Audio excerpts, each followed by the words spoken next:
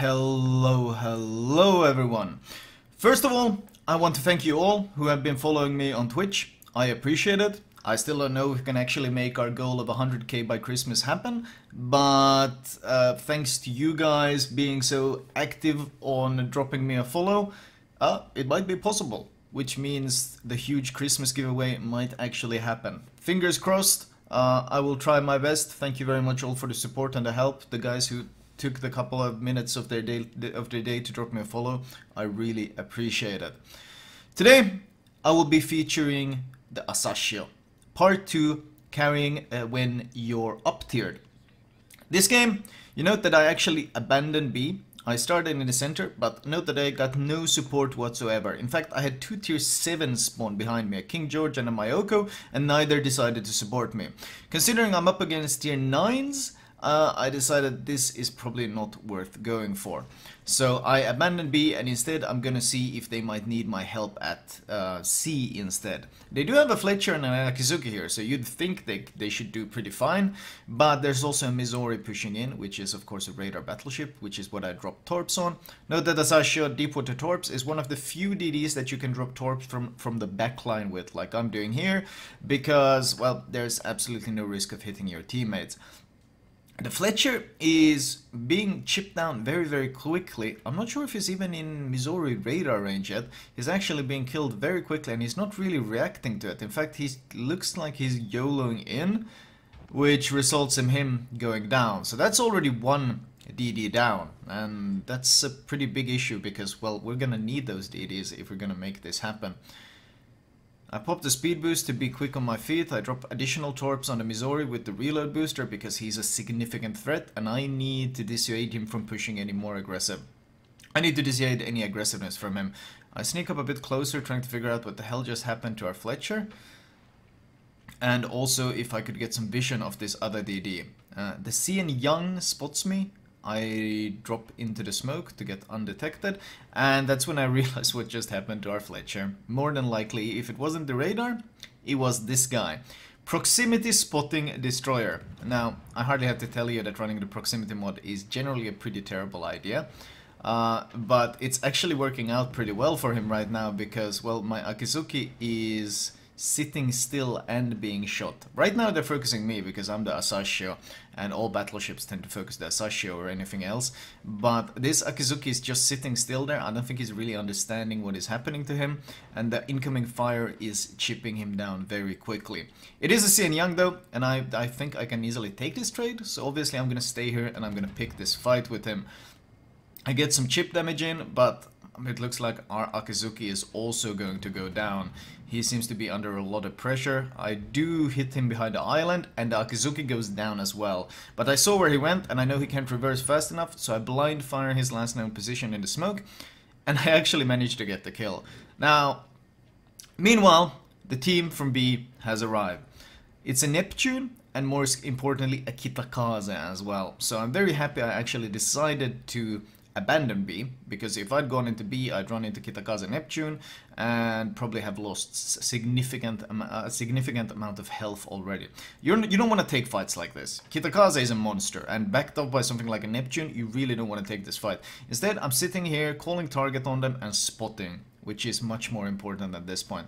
Also, I didn't really think they would need that much help at C, but honestly, if I hadn't been there, I don't know if they would have gotten any of the kills they got there. I don't know if it probably wouldn't have gotten the CN Young either. This is going peer shipped very quickly though. 4 ships from our team already dead. I'm trying to get some chip damage in on the Kitakaze because the pressure has forced the Neptune to turn away. The battleship pressure scared him away, and now we're gonna take some pot shots. Note that I'm shooting every time he's behind the island, so he doesn't really get too much of a warning that I'm actually shooting him. He doesn't get any vision. He has a brief chance to get vision now, but I'm quickly sailing behind the island, and this island, because I'm a small, low DD, will cut off the vision of me.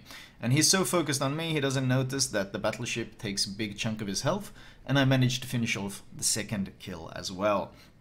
So we have finished off 2 kills on this flank, 2 DDs, which of course helps my job quite a bit, but at this point, this is not a cap I feel comfortable pushing into. Mostly because the Mizori is there. I assume it was his radar that killed the DD, the Fletcher, earlier, and he's probably got radar ready again.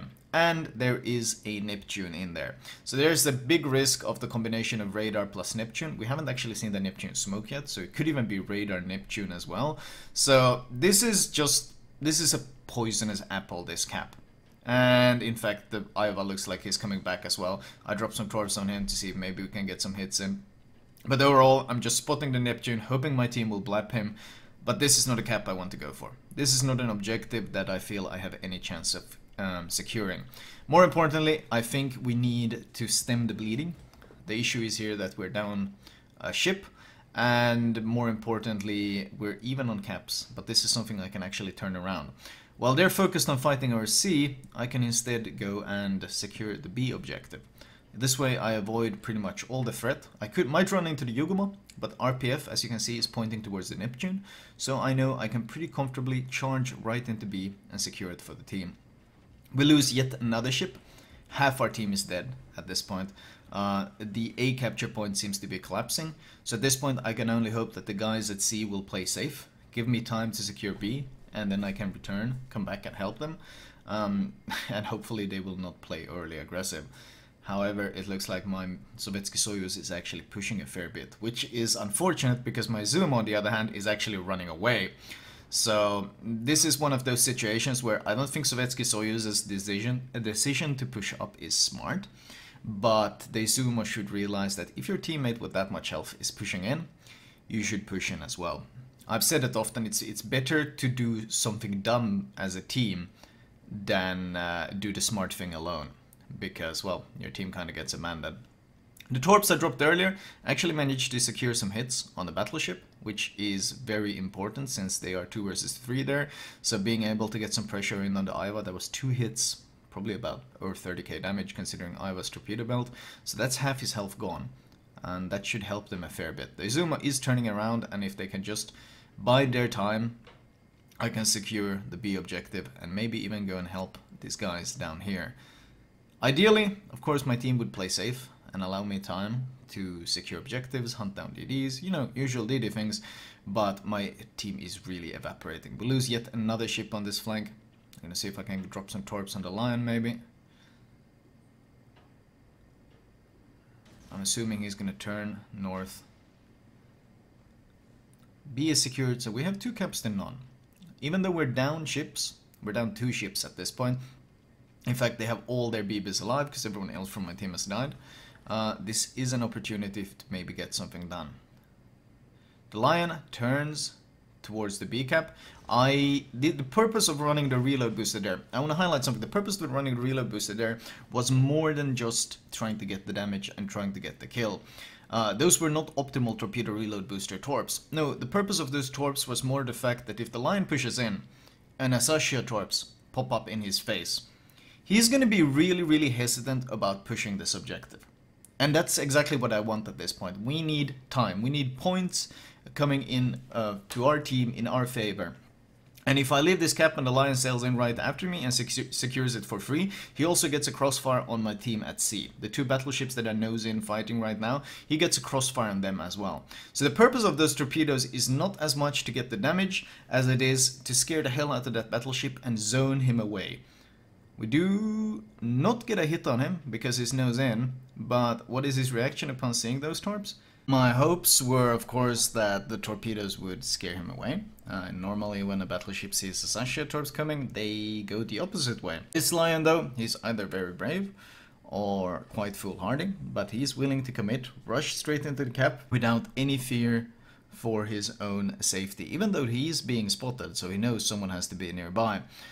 Well, I thought the plan was good, but you know what they say about plans? No plan survives engagement. And that was, in my opinion, a pretty good example of that. The Lion completely ignored the threat and just kept going straight for the objective. I managed to catch vision of the Yugumo. Obviously, I pick a fight. I'm angling away from the Lion though, because he's very scary. You saw me glance at him. I'm afraid of the incoming HE, so I want to stay angled to minimize the damage I take from him. Trying to get as much damage in on the Yugumo, because, well, this flank is in huge trouble. The Sovietsky Soyuz on the other flank overextended, kind of pushed in, and got himself killed. And the Izuma didn't really react in time, and now he's left 1 versus 2. Meanwhile, the Neptune and the Lion have both gone for B, so this is turning pretty dire pretty damn quick. Note that because the Lion went behind the island and the Yuguma is sailing away, I can damage con, because I'm gonna get undetected as soon as Yuguma leaves range. Just like that. The advantage of having a short firing range in the Sasha is that you can disengage, well, is that your spotting range is also small. So any ship with a short firing range will also have a small fire blooming range, which means that, well, situations like that might occur. You can easily keep shooting while you're sailing away and you will quickly get undetected, whereas ships with long firing range might stay detected for much longer than they feel comfortable. Of course, it's a disadvantage when you're trying to farm ships, but it's a tactical advantage when you're trying to disengage. This is getting really rough at this point. My Izuma, hopefully, thanks to the torpedoes I landed, my Izuma will be able to take this fight. He's 1 versus 2 now, but I've torped one of them and the Sovietsky Soyuz fought the other one. So that's a 1 versus 2 I have hopes that he might succeed in, because my team really needs me on this flank. Ideally, they should be playing safe. Let me scout. Donskoy especially, very squishy ship, can easily get killed. And the Tashkent should just be farming in the back, letting me scout. But once again, that's ideal world situations with players playing as they should. And instead, we're probably gonna see what we're seeing right now, which is my Tashkent is charging in, guns a-blazing, no care for the world, no care for the fact that he's pushing into a crossfire between basically 3 different ships. At this point I realize, oh god, I'm gonna have to use I'm gonna have to use it to my advantage what the hell my teammates are doing, which is basically YOLOing. So we smoke up to use our guns. We've been using the guns a fair bit to get some kills, but now we're just supporting. The biggest threat here is of course the Neptune. That's a target I can't torp, that's the lowest HP target, that's a guy with no armor, and it's also the guy straight up fighting my Neptune, or sorry, fighting my Tashkent. So we smoke up and just start hammering him with HE. And the damage isn't actually that bad, because we force his damage con, and well, you can see, because he doesn't have any armor, the HE actually deals pretty good consistent damage. And with my help, the Tashkent is able to secure the kill. The issue here is now, of course, he gets killed as well, so we're down to 2 versus 5. This is rough. I am down on a 1 versus 3 on this side. The Lion actually manages to dodge the torps, and I realize it's do or die. I used my last reload booster. This case, we're not going for any warning torpedoes like we did earlier. Here, we're trying to secure the kill, because all 3 of those ships are going to be pushing this A-cap, and the A-cap is the only cap we have, and I have to fight for it if I want any chance of winning. Now, the Yuguma, I know he's low. I shot him earlier, I picked a fight with him earlier, and I managed to chunk him down pretty low. The biggest threat is the Lion, and so I'm gonna create distance between me and him. I'm gonna angle away from him, and also I can use RPF to basically triangulate where the DD will be coming from. As long as I create distance from the Lion, I land 3 torps on him. Sadly no kill, but that is good damage that we needed. Izuma meanwhile takes down the Iowa, so that was the low Iowa that I torpedoed earlier. So I have high hopes that he might deal with the Missouri, because I landed a torpedo on the Missouri earlier as well. So there's a chance that he might actually be able to salvage the other flank. I don't want to go into the cap, because if the DD enters the cap, he knows it's contested, which will give him a warning. And you saw RPF switch. You saw RPF just tick to the right. And that is the advantage of RPF in situations like this. I know exactly where the Yuguma is coming from. I'm trying to get vision of the Musashi to give me more information, to know how far away the Musashi is pushing from, to know how much of a fight I can take against this Yuguma. I have no vision of the Musashi, which means Musashi is either behind the island or very far away. The Lion is also further away, so I'm slowing down, turning in. This is my chance to strike. I still don't want to contest the cap, because I don't want the Yuguma to know I'm here. The Yuguma thinks he's pretty safe. The Yuguma has no idea I'm here, because I'm sitting outside of the cap. The Lion pops up. That is a threat. At 10 km, he can still land some pretty nasty HE, and he's turning in. So this is where we need to deal with the Yuguma, and we need to deal with him fast. I turn in, Musashi pops up, but this is our opportunity. All guns turned, Yuguma is caught completely off guard. I start accelerating, but then I stop.